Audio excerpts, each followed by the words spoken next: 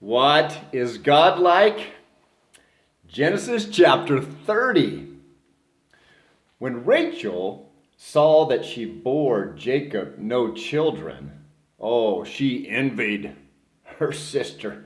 She said to Jacob, "Give me children or I shall die." Jacob's anger was kindled against Rachel. And he said, "Am I in the place of God who has withheld from you the fruit of the womb?" Then she said, "Well, here's my servant Bilhah. Go into her, so that she may give birth on my behalf, that even I may have children through her." So she gave him her servant Bilhah as a wife, and Jacob went into her. And Bilhah conceived and bore Jacob a son. Then Rachel said, "God has judged me, and has also heard my voice and given me a son." Therefore she called his name Dan. Rachel's servant Bilhah conceived again and bore Jacob a second son.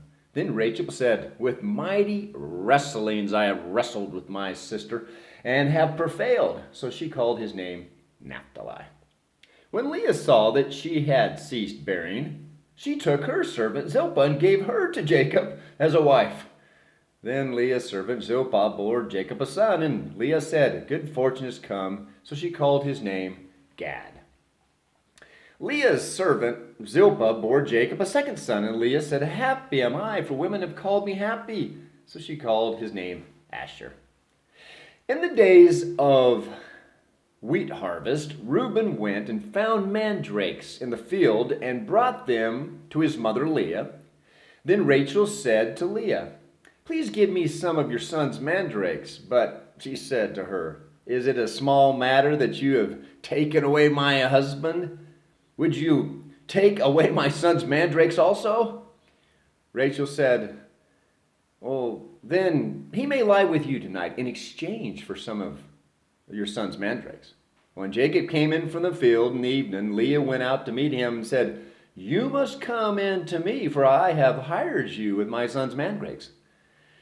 So he lay with her that night, and God listened to Leah, and she conceived and bore Jacob a fifth son. Leah said, "God has given me my wages because I gave my servant to my husband." So she called his name Issachar. And Leah conceived again, and she bore Jacob a sixth son. Then Leah said, "God has endowed me with a good endowment. Now my husband will honor me because I have borne him six sons." So she called his name Zebulun. Afterwards she bore a daughter and called her name Dinah. Then God remembered Rachel. God listened to her and opened her womb. She conceived and bore a son and said, "God has taken away my reproach." And she called his name Joseph, saying, "May the Lord add to me another son." As soon as Rachel had borne Joseph, Jacob said to Laban, "Send me away, that I may go to my own home and country. Give me my wives and my children for whom I have served you, that I may go, for you know the service that I have given you." But Laban said, "If I have found favor in your sight, I have learned by divination that the Lord has blessed me because of you. Name your wages, and I will give it." Jacob said, "You yourself know how I've served you and how your livestock have fared with me. For you had little before I came, and it increased abundantly because the Lord has blessed you wherever I turned. But now, when shall I provide for my own household?" Even he said, "Well, what shall I give you?" He said, "You shall not give me anything. If you will do this for me, I will again pasture your flock and keep it. Let me pass through all the flock today, removing from it every speckled and spotted sheep and every black lamb, and the spotted and speckled among the goats, and they shall be my wages. So my honesty will answer for me later, when you come to look into my wages with you. Everyone that's not speckled or spotted among the goats and black among the lambs, if found with me, shall be counted stolen." Laban said, "Good. We'll let it be as you've said." But that day Laban removed the male goats that were striped and spotted, and all the female goats that were speckled and spotted, every one that had white on it, and every lamb that was black, and put them in the charge of his sons, and set a distance of 3 days' journey between himself and Jacob. And Jacob pastured the rest of Laban's flock. Well, then Jacob took fresh sticks of poplar and almond and plane trees and peeled white streaks in them, exposing the white of the sticks. He set the sticks that he had peeled in front of the flocks in the troughs, that is, the watering places where the flocks came to drink. And since they bred when they came to drink, the flocks bred in front of the sticks, and so the flocks brought forth striped, speckled, and spotted. And Jacob separated the lambs and set the faces of the flocks towards the striped and all the black in the front of Laban. He put his droves apart and did not put them with Laban's flock. Whenever the stronger of the flock were breeding, Jacob would lay the sticks in the troughs before the eyes of the flock that were bred among the sticks. But for the feebler of the flock, he would not lay them there.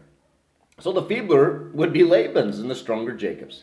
Thus the man increased greatly and had large flocks, female servants, male servants, camels, and donkeys. What is God like? He is the God of great prosperity. He heard Leah and Rachel's prayers and greatly prospered them with a lot of children. And God saw Jacob being honest and working hard for about 40 years, and God prospered Jacob's flocks. Yes, Jacob and Leah and Rachel, they're young people. And young people have a tendency of making a lot of mistakes. Leah and Rachel and Jacob, there was envy, there was anger, there was hate, there was fighting, there was manipulation. That's not how a family properly should operate. They made a lot of mistakes, but they kept praying and they kept seeking God, and God prospered them. They're trying to go in the right direction, and they talked a lot about God. That's why one of the sons of Leah is so important. The fourth son, his name was Judah. He will produce one day in New Testament times the descendant of Eve and Abraham and Isaac and Jacob and now Judah. He will produce the descendant, the Lion of Judah, who will come to save us, to die on a cross, to forgive our sins. God saw Laban deceiving Jacob, and God saw Jacob dealing with the situation appropriately with wisdom. Jacob still has some anger issues and a little selfishness going on, but he's maturing. He's growing up as a person. And Jesus is the solution for his failures, and Jesus is the solution for our failures too.